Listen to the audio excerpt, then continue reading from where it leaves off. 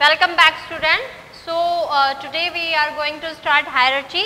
In last video we discussed somewhat about hierarchy. आज हम देखते हैं कि hierarchy exactly है क्या. तो hierarchy मैंने last video में बताया था कि जो hierarchy है वो हमारी classification, जब हम classification करते हैं तो हमारी 7 डिग्रीज हैं, उनका इंक्रीजिंग और डिक्रीजिंग ऑर्डर है. तो देखिए आप डेफिनेशन ऑफ हायरार्ची.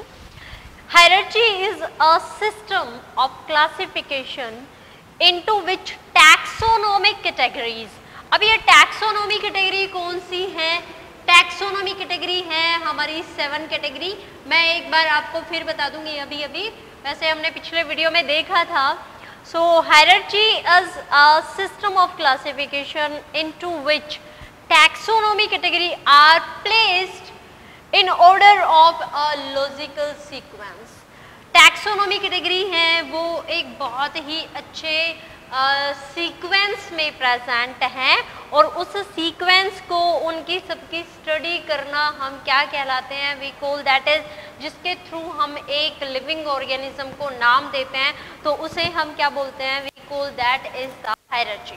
तो देखिए ये 7 कैटेगरीज या फिर ये हमारी टैक्सोनोमिक कैटेगरीज कौन कौन सी हैं? So there are 7 categories and these 7 categories are kingdom,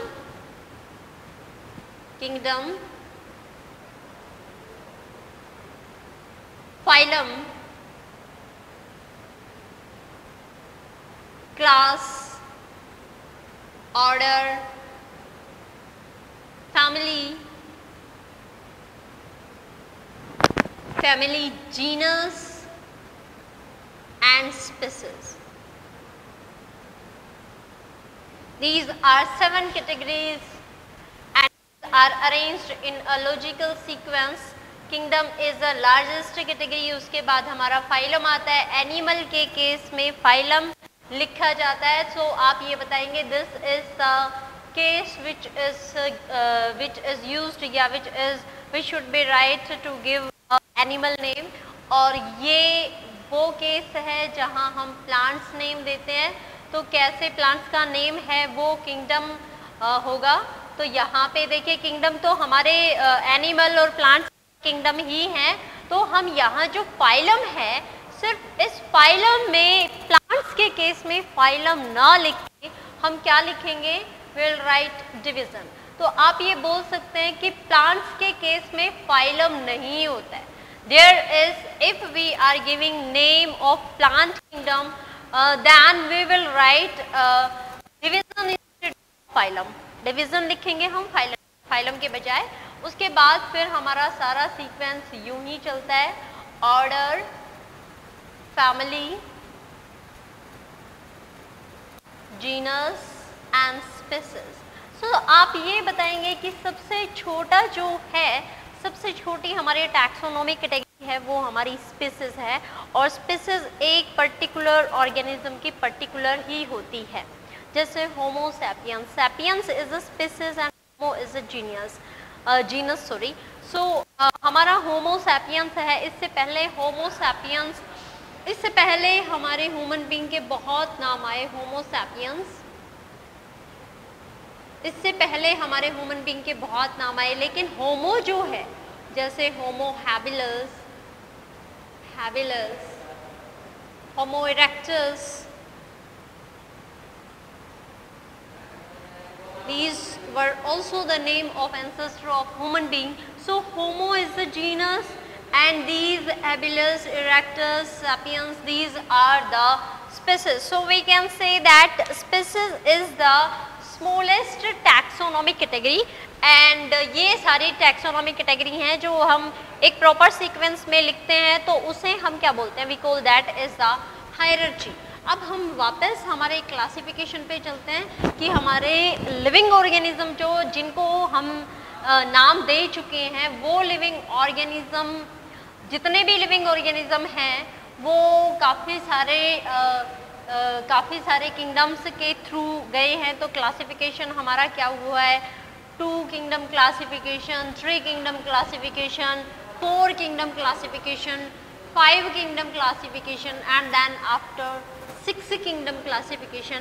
8 kingdom classification तक अभी तक हमारे जो क्लासिफिकेशन हुआ है वो 8 किंगडम क्लासिफिकेशन तक हो चुका है, लेकिन ये आप हायर क्लासेस में पढ़ेंगे। अभी आपके लिए क्या है कि first of all 2 kingdom classification, सबसे पहले 2 किंगडम क्लासिफिकेशन दिया गया था। 2 kingdom classification and this 2 kingdom classification was given by, ये किंगडम क्लासिफिकेशन जो है 2 किंगडम क्लासिफिकेशन है, इसका स्टार्टिंग था वो हमारे एरिस्टोटल ने ही किया था। और एरिस्टोटल ने एनिमल और प्लांटिया में हमारे ऑल लिविंग ऑर्गेनिज्म को डिवाइड किए थे, जिसमें से एनिमल है डिवाइड कर दिया था of RBCs and absence of RBCs. तो यहाँ मेजरली अगर हम देखते हैं तो जो क्राइटेरिया जाता है 2 किंगडम क्लासिफिकेशन का, वो जाता है हमारे कैरोलस लिनियस को।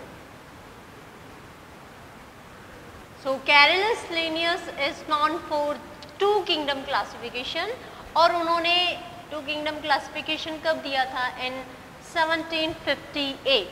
Next 3 kingdom classification. अच्छा, इन्होंने अपने क्लासिफिकेशन में क्या इंक्लूड किए? इन्होंने अपने क्लासिफिकेशन में सिर्फ 2 ही किंगडम इंक्लूड किए थे। So he included only 2 kingdoms in his classification, and what these 2 kingdoms were? 2 kingdoms. First is Plantae, and second is Animalia.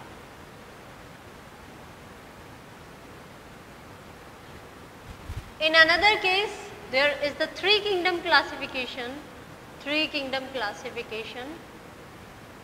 and this 3 kingdom classification was given by Ernst Haeckel. 3 kingdom classification is given by Ernst Haeckel.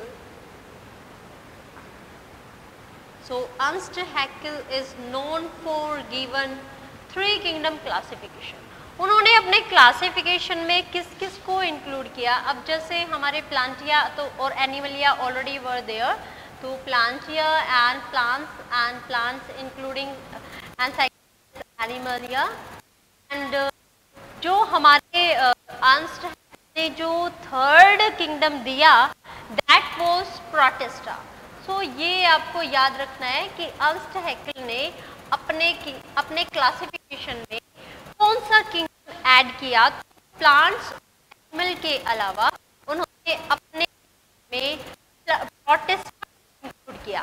Next 4th kingdom classification, 4th king, और ये कब दिया गया है? ये 1866 में Ernst Hückel ने दिया था। Next is 4th kingdom classification, 4th kingdom classification. This 4 kingdom classification was given by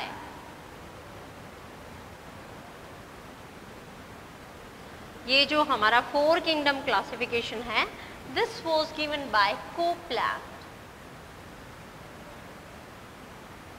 Copeland ने 4 किंगडम क्लासिफिकेशन। अब देखिए उन्होंने अपने क्लासिफिकेशन में प्लांट्स, एनिमल और प्रोटिस्टा के अलावा किसको ऐड किया? सो हमारे कोपलैंड ने Plantae, Animalia,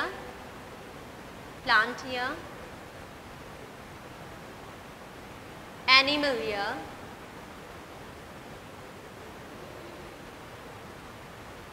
and Protista, which was given by Ernst Haeckel, Protista. So Copeland added Monera in his classification. Monera को अपने क्लासिफिकेशन में कोपलैंड ने इंक्लूड किया।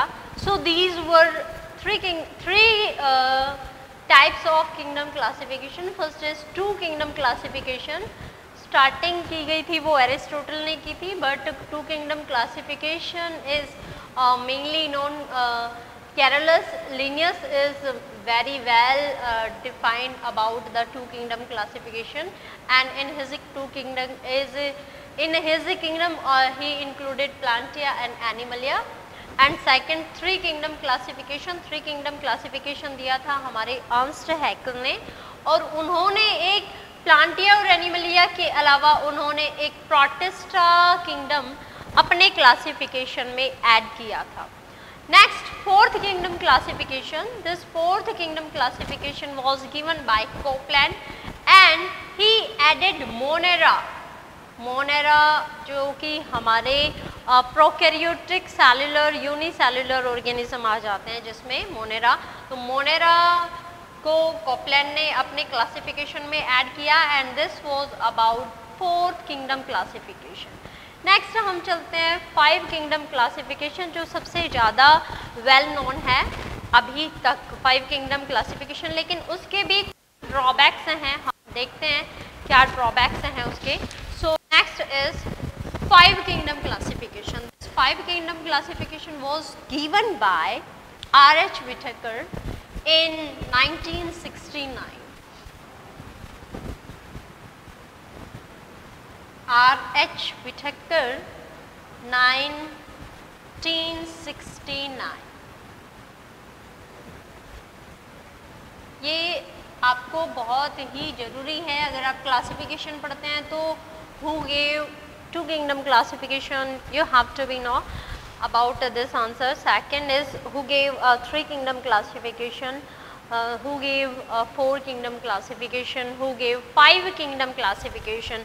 तो हमारे जो फाइव किंगडम क्लासिफिकेशन दिया था, five kingdom classification,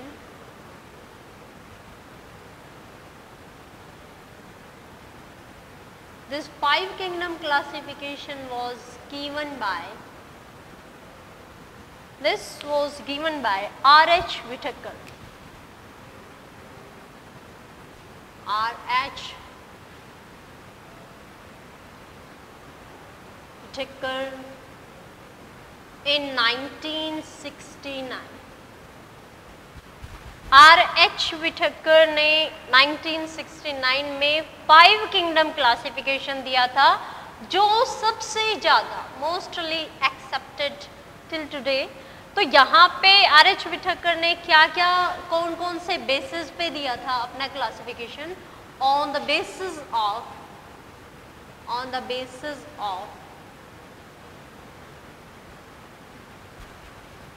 cell wall, presence of cell wall, या फिर सेल वॉल किसकी बनी हुई है, सेल कैसी है। नेक्स्ट, प्रेजेंस और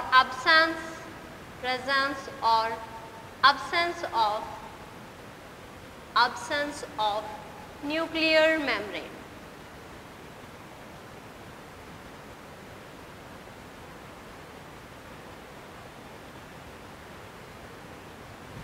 Presence of or absence of nuclear membrane। Next is body organization,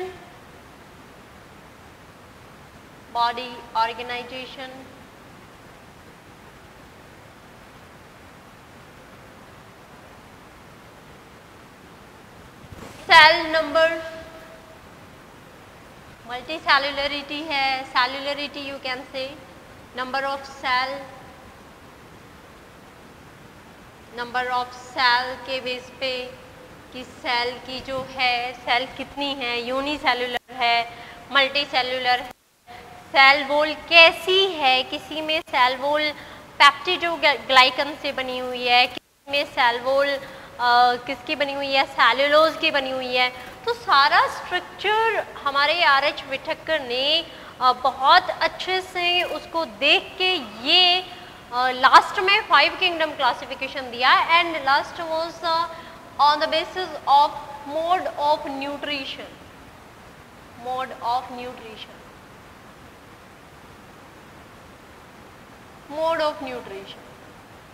कि हमारे लिविंग ऑर्गेनिज्म हैं सब ऑटोट्रॉपिक हैं, हेटेरोट्रॉपिक हैं। हाउ दे हेटेरोट्रॉपिक हैं तो हेटेरोट्रॉपिक में how they are taking their food from another living organism. So these were the characteristics on the basis of R.H. Whittaker gave its classification, five kingdom classification. Cellularity, and you can say number of cell, it may be organism, may be unicellular, एक ही cell के बने हुए हैं या फिर वो multi cellular हैं, multi cellular हैं। Next is cell wall. Cell wall, either cell wall is made up of peptidoglycan, peptidoglycan और सेल्यूलोज। भाई सेल्यूलोज की बनी हुई है सेल वॉल या पेप्टिडोग्लाइकन की बनी हुई है। Nuclear membrane inside cell, nuclear membrane present है और न्यूक्लियर मेम्ब्रेन प्रेजेंट नहीं है। अगर न्यूक्लियर मेम्ब्रेन प्रेजेंट है, चारों जो हमारा डीएनए मटेरियल है या क्रोमेटिक मटेरियल यू कैन से, तो वहाँ पे उसे हम बहुत ही वेल डिफाइंड न्यूक्लियस नाम देते हैं, nucleus. And if nuclear membrane is not present, अगर न्यूक्लियर मेम्ब्रेन एब्सेंट है, एब्सेंस, तो उसे हम क्या बोलते हैं? उसे हम बोलते हैं nucleoid region. We don't say that is the nucleus, that is the nucleoid region. तो हमारे जो प्रोकैरियोटिक ऑर्गेनिज्म है ना, जो हमारे मोनेरा में आते हैं, उनमें सभी में न्यूक्लियोइड रीजन है, they don't have nuclear wall. इसीलिए ये हम पहले वाले चैप्टर में भी, बायोलॉजी के जो हमारा पहला चैप्टर है उसमें भी डिस्कस कर चुके हैं। Next, body organization. बहुत सारे लिविंग ऑर्गेनिज्म ऐसे हैं जो यूनिसेलुलर है, मींस वो सेलुलरिटी में भी हमारा आ गया, जो यूनिसेलुलर है। लेकिन बहुत सारे लिविंग ऑर्गेनिज्म ऐसे हैं जो मल्टी सेलुलर हैं। मल्टी सेलुलर होने के बावजूद उनमें सिर्फ सेल्स हैं। अगर उनका टिश्यू नहीं बना है तो हम उसकी बॉडी ऑफ ऑर्गेनाइजेशन को क्या बोलते हैं? Cellular level of body organization, cellular level of body organisation,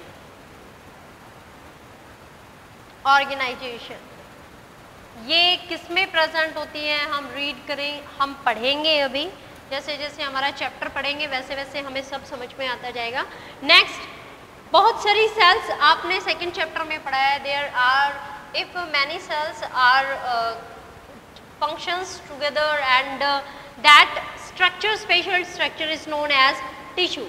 You can say tissue is a group of cells, group है सेल्स का जो बहुत सारे फंक्शंस, जो काफ़ी सारी सेल्स मिलकर एक पर्टिकुलर फंक्शन प्रोसीड करती हैं, तो उसे हम क्या बोलते हैं? टिश्यू। अगर लिविंग ऑर्गेनिज्म में टिश्यू प्रेजेंट है तो उनकी बॉडी ऑफ ऑर्गेनाइजेशन कैसी हो गई? Tissue level body organization, tissue level of body organization,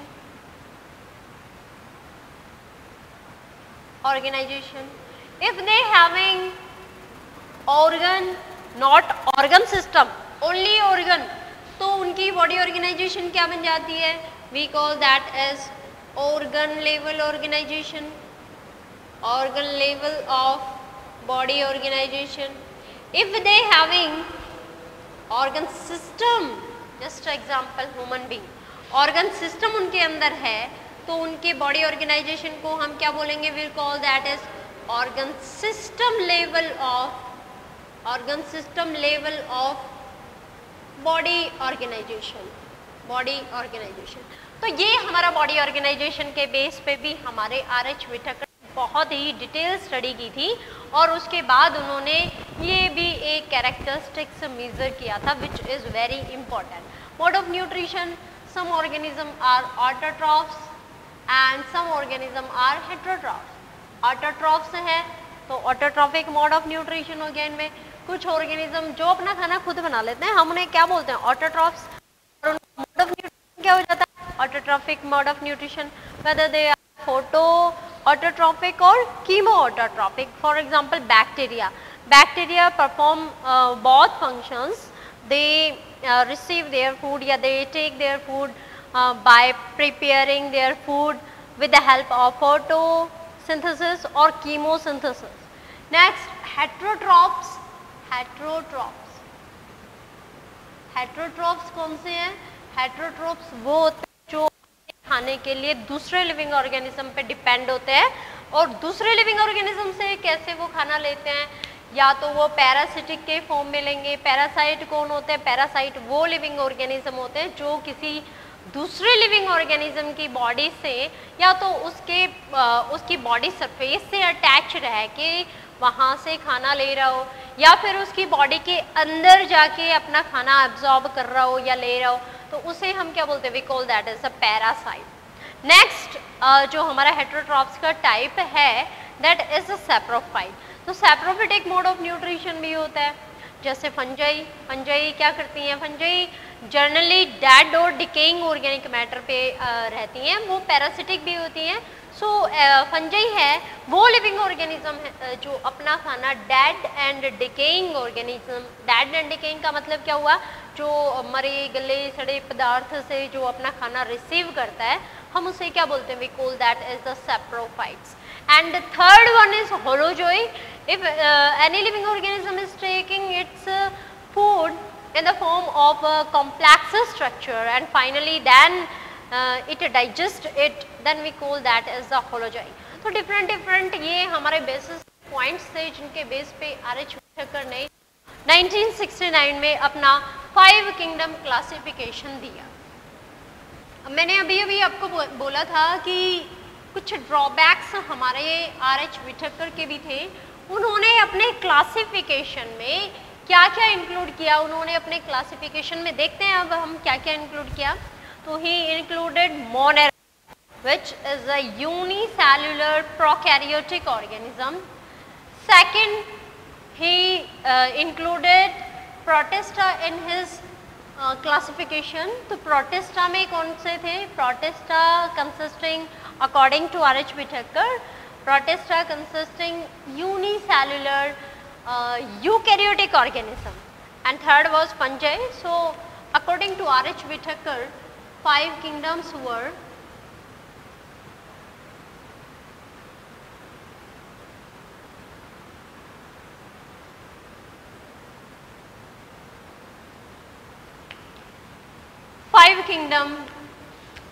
these 5 kingdoms were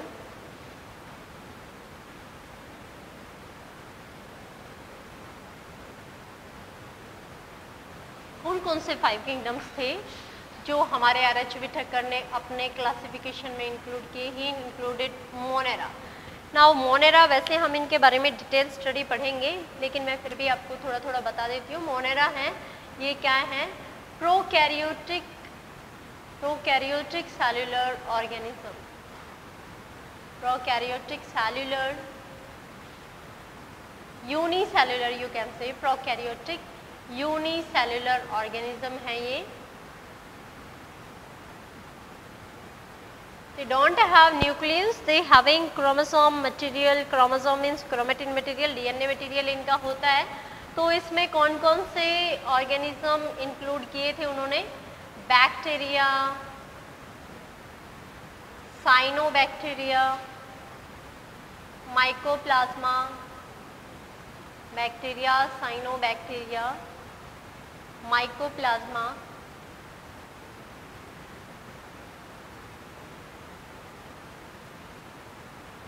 archaebacteria also. Next Monera के बाद उन्होंने जो लिविंग ऑर्गेनिज्म जो अपने क्लासिफिकेशन में ऐड किया that was protista. Now protista जो थे these were also unicellular, but ये यूनिसेल्युलर मतलब जो सिर्फ एक ही सेल के बने हुए हों, unicellular, but these Protista are eukaryotic. और हमने मोनेरा में क्या पढ़ा है, प्रोकैरियोटिक मतलब जिनके अंदर न्यूक्लियस वेल डिफाइंड नहीं होता, न्यूक्लियस ही नहीं होता, न्यूक्लियोइड होता है। यहाँ प्रोटिस्टा और भी बहुत सारे कैरेक्टरिस्टिक्स हैं, जब हम इनके बारे में पढ़ेंगे तो देखेंगे कि ये किस तरह से हमारे, और वैसे भी हमने फर्स्ट चैप्टर में ये डिस्कस कर लिया है कि what is the difference between prokaryotes and eukaryotes. चलिए प्रोटिस्टा, तो प्रोटिस्टा हमारा यूनिसेल्युलर यूकैरियोटिक ऑर्गेनिज्म है। ये पहले यूकैरियोटिक ऑर्गेनिज्म थे जो हम इवोल्यूशन के दौरान हमारे डेवलप हुए थे। तो इसमें कौन कौन से आ जाते हैं, अमीबा,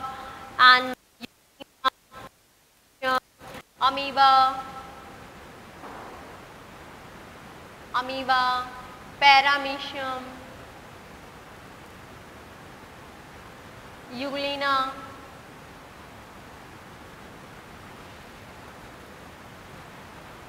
तो ये हम सब प्रोटिस्टा में पढ़ते हैं, इन सब के बारे में पढ़ेंगे। नेक्स्ट इज प्रोटिस्टा के बाद फंजाई। फंजाई, तो फंजाई जो है हमारी, ये कैसी हैं? These are multi cellular eukaryotic, these may be unicellular.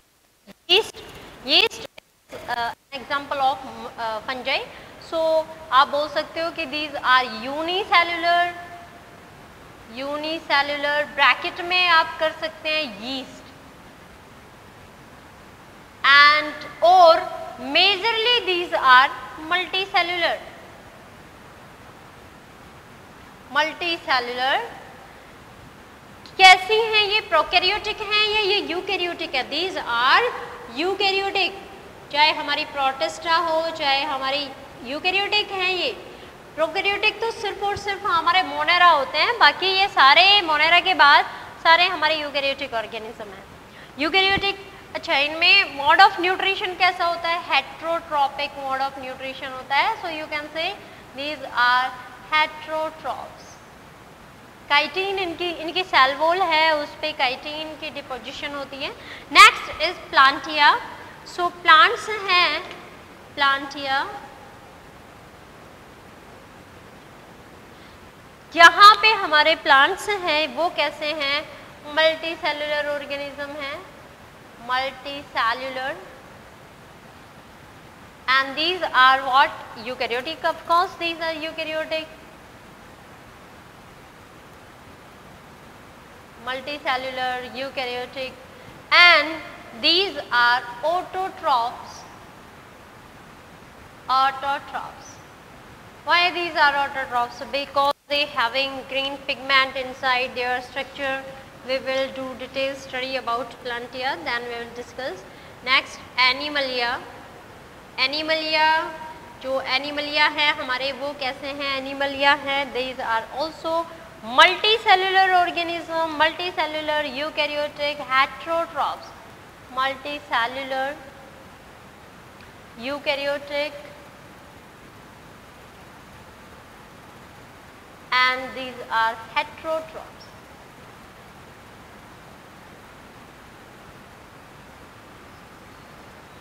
Heterotrophs हैं। तो ये 5 किंगडम क्लासिफिकेशन हमारे RH विठक्कर ने दिया था। Now RH Whittaker didn't included lichen and viruses in their 5 kingdom classification. तो यहाँ मैंने अभी आपको बताया कि there is some drawbacks of 5 kingdom classification. So RH Whittaker didn't include virus as well as lichen in his 5 kingdom classification. Viruses क्या होते हैं? Viruses हमारे living body भी होते हैं ये, and these are non-living also. These are present in both condition, living as well as non-living. कब ये living होते हैं?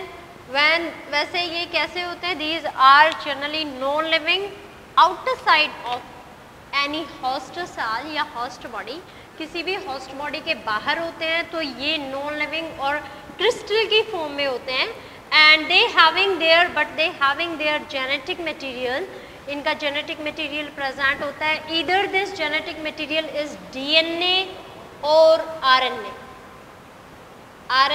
और DNA दोनों में से एक ही जेनेटिक मटेरियल होगा, या तो DNA होगा या फिर RNA। अब लिविंग कब होते हैं ये? When these viruses enter into host body, host body में जब ये चले जाते हैं, then they start to replicate करना शुरू कर देते हैं, and replication is a power. Through replication they form their multiple copies, and ये जो characteristics है ये living organism का है। तो हम यहाँ पे बताएंगे अगर वायरसेस किसी भी लिविंग बॉडी के अंदर है तो वो लिविंग होता है, क्योंकि वो रिप्रोडक्शन की जो कैपेसिटी है उसकी वो प्रोसीड करता है, तो वो उस केस में हम उसे लिविंग बोलेंगे। But outer side of host body these are present in the form of crystal, so we say that these are viruses are non-living. Next, lichen. Lichens हैं, lichens क्या है? These are symbiotic association of fungi and algae. Fungi and algae. Algae और fungi के association से, algae क्या है? Algae is the simplest plant and fungi is what? Fungi is the unicellular eukaryotic heterotrophs जो अपना खाना एब्जॉर्ब करती है सेप्रोफाइट और पैरासिटिक के फॉर्म में। तो यहाँ पे फंगस और एल्गी के एसोसिएशन से जो स्ट्रक्चर बनता है उसे हम क्या बोलते हैं? We call that is the lichen. So in RH Whittaker classification there were no discussion about viruses and lichen and उनके 5 किंगडम क्लासिफिकेशन में उन्होंने सिर्फ अपने 5 किंगडम्स जो इन्वॉल्व किए थे वो थे Monera, Protista, fungi, Plantae and Animalia. Lichen और वायरसेस के बारे में यहाँ कुछ भी उन्होंने नहीं बताया। तो ये हमारे कुछ पॉइंट्स जो हमारे RH Whittaker क्लासिफिकेशन के ड्रॉबैक्स के रूप में माने जाते हैं। सो स्टूडेंट्स, ये आपका 5 किंगडम क्लासिफिकेशन ख़त्म हुआ। अगर आपको यहाँ तक कोई प्रॉब्लम है तो आप कमेंट बॉक्स में जाके कमेंट कीजिए। Thank you and have